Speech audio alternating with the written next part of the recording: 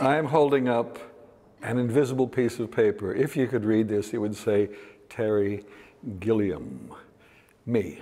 So I will now take my invisible piece of paper and fold it up and eat it. How do you become a filmmaker?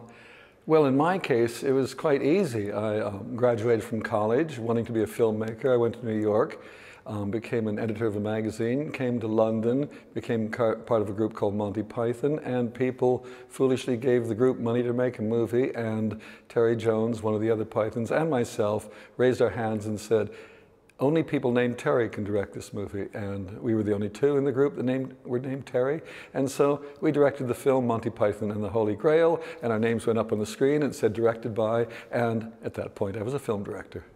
Cinema does many things. I think it's very dangerous to limit what cinema does. I mean, cinema entertains, cinema seduces, cinema can lead you to looking at the world in a different way. It can introduce you to other people's, other ways of living, other parts of the world. To me, cinema was always kind of an adventure.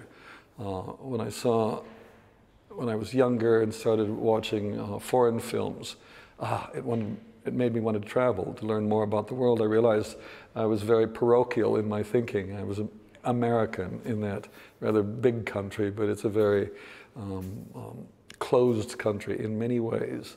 And so cinema opened the world to me. So that's the kind of films I actually want to make, that do that for other people. I don't really choose the stories to tell, the stories choose me.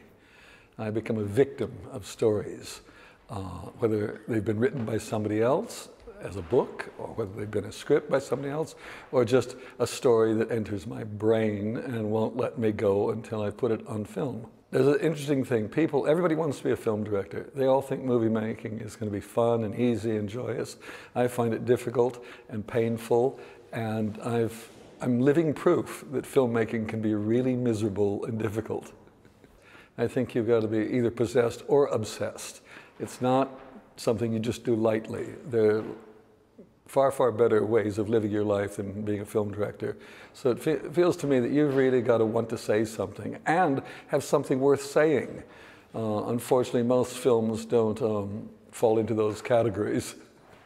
I was working on Don Quixote until a few weeks ago, and then the money collapsed. So I'm out of a job, and anybody who watches this, please ring my agent, offer me work.